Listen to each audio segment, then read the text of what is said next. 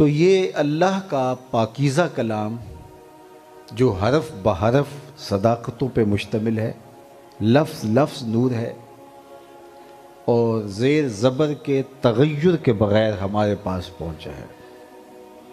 اور اس میں کوئی تبدیلی ممکن نہیں، اور اس کی فکر بھی فرسودہ نہیں. تو پھر ہم اس کتاب کو اپنے عمل کا حصہ بنا کے ایک اچھی اور پاکیزہ زندگی گزارنے کا عہد کیوں نہیں کرتے؟ اور ہماری یہ کوتاہی ہمیں ادبار، پستی، ذلت اور زبوں حالی میں مبتلا کر دیتی ہے.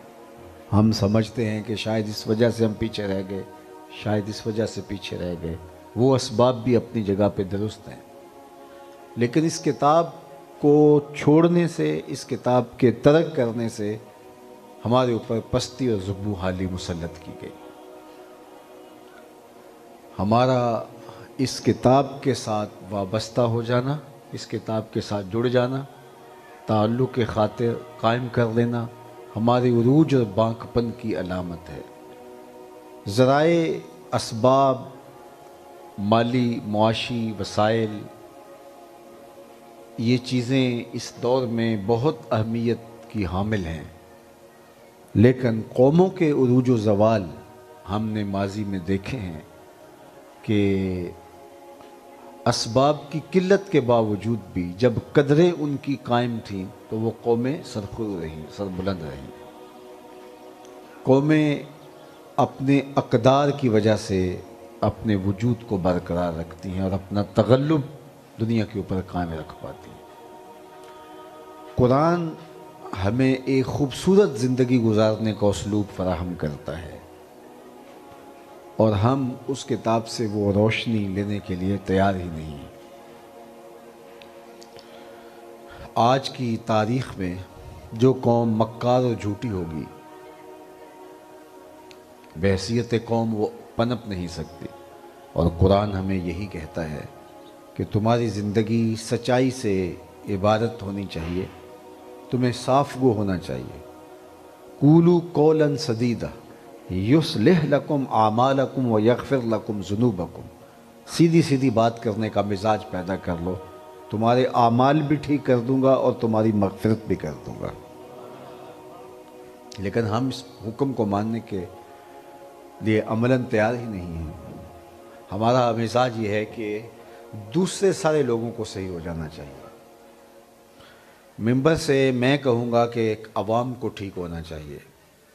اور عوام کا تقاضا یہ ہے کہ ممبر و محراب کے اوپر جو براجمہ لوگ ہیں ان کے کردار کا سقم قوم کو ذلت اور پستی میں ڈبو رہا ہے. ان کو اللہ کا کامل ولی ہونا چاہیے. تاجر کہتا ہے کہ جو میرے متعلقین ہیں، مزدور ہیں، ان کو پورا وقت دینا چاہیے اور جاں فشانی کے ساتھ محنت کرنی چاہیے. اور مزدور کہتا ہے کہ یہ تاجر ہمارا حق نہیں دے رہا، لہٰذا اس سے ٹھیک ہونا چاہیے. تو یہ ضدیں کسی کو بھی درست نہیں ہونے دیتی. میں اپنے آپ کا ضامن ہوں. سارا زمانہ بھی اگر ان حقائق کو تسلیم نہ کریں اور اس پر رو بعمل نہ ہو جن حقائق کو قرآن نے میرے لیے واضح طور پہ بیان کیا ہے، تو میں اس لیے نہیں بچ پاؤں گا کہ باقی عمل نہیں کرتے تھے تو میں بھی اس معاشرے میں مشترکہ ہو گیا. مجھے اپنی قبر میں خود اترنا ہے اور اپنے اعمال کا خود جواب دہ ہونا ہے. تو اس قوم کا جو پستی اور زبوں حالی کا مسئلہ ہے، یہ قرآن سے دوری کی وجہ سے ہے. علامہ اقبال نے جب شکوے کی زبان کھولی تو ان کا لہجہ تلخ ہو گیا، حتیٰ کہ فتویٰ بھی متوجہ ہوا. صفائے دہر سے باطل کو مٹایا ہم نے، نوع انسانی کو غلامی سے چھڑایا ہم نے. تیرے کعبے کو جبینوں سے بسایا ہم نے، تیرے قرآن کو سینوں سے لگایا ہم نے. پھر بھی ہم سے گلہ ہے کہ وفادار نہیں، ہم وفادار نہیں، تو بھی تو دلدار نہیں. بڑا سخت اور تلخ لہجہ ہے، لیکن اب جواب آیا ادھر سے. صیغہ بدلتا ہے، لفظ وہی ہے. اب جواب ادھر سے آ رہا ہے، جواب شکوہ پہ، کہ صفائے دہر سے باطل کو مٹایا کس نے، نوع انسانی کو غلامی سے چھڑایا کس نے؟ میرے کعبے کو جبینوں سے بسایا کس نے؟ میرے قرآن کو سینوں سے لگایا کس نے؟ تھے تو آبا وہ تمہارے ہی، مگر تم کیا ہو؟ ہاتھ پہ ہاتھ دھرے منتظر فردا ہو، ہر کوئی مست مئے ذوق تن آسانی ہے، تم مسلمان ہو یہ انداز مسلمانی، حیدری فقر ہے نئے دولت عثمانی ہے، تم کو اسلاف سے کیا نسبت روحانی ہے، وہ معزز تھے زمانے میں مسلمان ہو کر، تم خوار ہوئے تارک قرآن ہو کر، ہماری پستی ذلت نکبت رسوائی کا سبب کتاب رحمت سے دوری ہے۔ دیکھیں، ایک بیمار ہو جاتا ہے شخص اور وہاں ڈاکٹر ہی موجود نہیں ہے، وہاں دوائی ہی موجود نہیں ہے، وہاں علاج کا طریق ہی موجود نہیں ہے، تو وہ بیماری سے مر جاتا ہے، تو اس مریض پر کیا افسوس کہ مرض ایسا تھا جس کا علاج اس علاقے میں نہیں تھا، مریض تڑپتا رہا لیکن ایمبولینس ہی نہیں تھی جو اس کو ہاسپٹل تک لے جاتی، مریض تڑپتا رہ گیا لیکن میڈیکل سٹور پہ وہ دوا ہی دستیاب نہیں تھی جس سے اس کی جان بچ سکتی، تو اب وہ دم توڑ جائے مریض تو مریض پہ غصہ نہیں آئے گا، حکومت وقت پہ غصہ آئے گا جس نے انتظام نہیں کیا۔ ہمارا جو روحانی مرض ہے اس کا علاج تو قرآن کی شکل میں موجود ہے، نسخہ شفا قرآن کی صورت میں موجود ہے، اور یہ مریض اگر مرتا ہے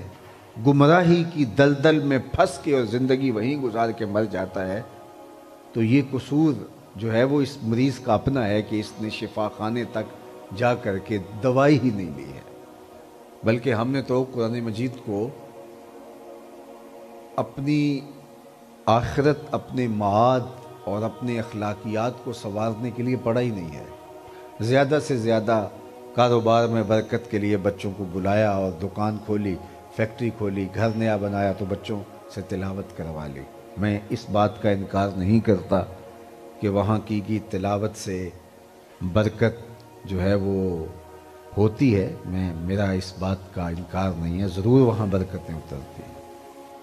لیکن افسوس یہ ہے کہ اس کتاب کے نزول کا جو بنیادی اور کلیدی مقصد تھا اس کو ہم نے فراموش کر دیا۔ علامہ اقبال علیہ رحمہ نے یہاں بڑی خوبصورتی کے ساتھ اس فکر کو بیان کیا،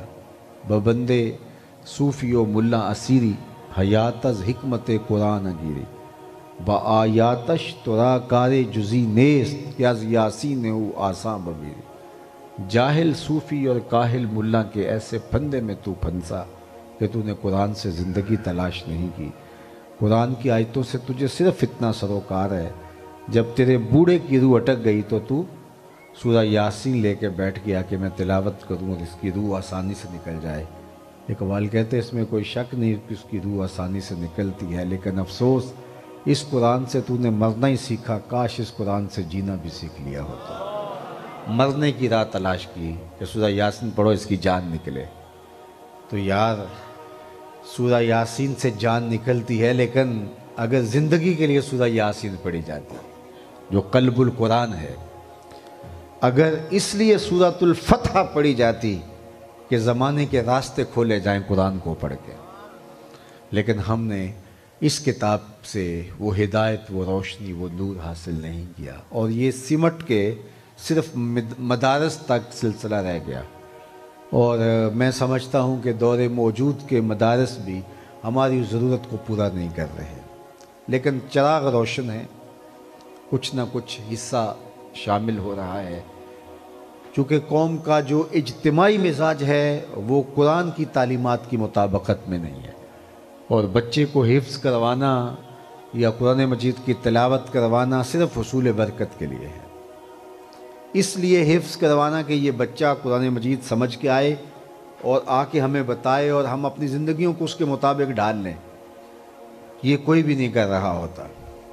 ہم صرف اس لیے کر رہے ہوتے ہیں کہ اس سے برکت ہو جائے گی اور قیامت کے دن جو ہے وہ ہماری شفاعت کا ذریعہ بن جائے گا، باقی یہ اس لیے جا رہا ہے۔ آپ اگر اپنے بچے کو سکول میں کوئی فن سکھاتے ہیں، کوئی مضمون پڑھاتے ہیں، تو آپ اس لیے پڑھا رہے ہوتے ہیں، ڈاکٹر بنا رہے ہوتے ہیں تو اس لیے پڑھا رہے ہوتے ہیں کہ کل یہ آ کے مریضوں کا علاج کرے، اس لیے اس پر لاکھوں روپیہ خرچ کر رہے ہوتے ہیں کہ یہ ڈاکٹر بنے اور وہاں سے جو سیکھ کے آئے اور آ کے یہاں مریضوں کا علاج کرے۔ اور اگر آپ نے بچے کو میڈیکل میں داخلہ دلوایا اور وہ جو ہے وہ پڑھنے کے بعد فارغ ہو کے ہاؤس جاب کرنے کے بعد واپس آیا اور اسے آپ نے کہا کہ نہیں آپ نہ کلینک رکھ سکتے ہیں، بس آپ اپنا یہ کام کریں